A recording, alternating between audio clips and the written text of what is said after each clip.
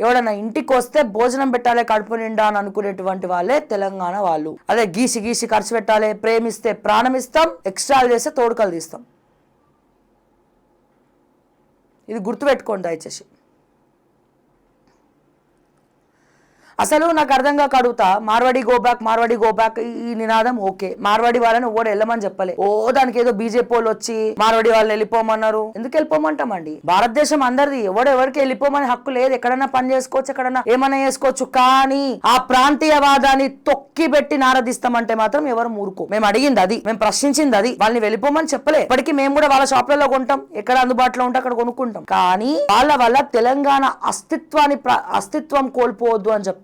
దాని గురించి మాట్లాడండి, తెలంగాణ మూలాల గురించి మాట్లాడండి, వాళ్ళు చేసే తప్పిదాల గురించి మాట్లాడండి. ఎల్లగొట్టాల్సింది ఎవరిని? రోహింగ్యాలని. మరి బీజేపీ వాళ్ళు ఎందుకు కూర్చున్నారు? మరి రోహింగ్యాలని ఎల్లగొట్టచ్చు కదా. కేంద్ర ప్రభుత్వంలో అధికారంలో ఉన్నది ఎవరు? సెంట్రల్ హోమ్ మినిస్టర్ ఎవరు? అమిత్ షా గారు. మన సహాయక శాఖ మంత్రి ఎవరు? హోమ్ అఫైర్స్ లో బండి సంజయ్ గారు. మహేశ్వరంలో బీజేపీ నాయకుడే రోహింగ్యాలు ఉన్నారన్న ఆయన కరెంటు మీటర్ కరెంటు బిల్లు కట్టారు, వీళ్ళు ఎవరో తెలియదు, వీళ్ళకి ఆధార్ కార్డు లేదు, ఏం లేదు, ఇక్కడ గుడిసెలు వేసుకొని కబ్జా చేసుకొని ఉన్నారు అని చెప్పి అందరూ శ్రీరాములు గారే చూపించినారు. మీ బీజేపీ చూపించినాడు. మరి ఎందుకు వాళ్ళని ఎల్లగొడతలేరు? పంపించచ్చు కదా. దీనికి ఆన్సర్ ఉండదు. వాళ్ళని పంపించండి, మేము వాళ్ళు వద్దనుకుంటున్నాం వాళ్ళని కూడా.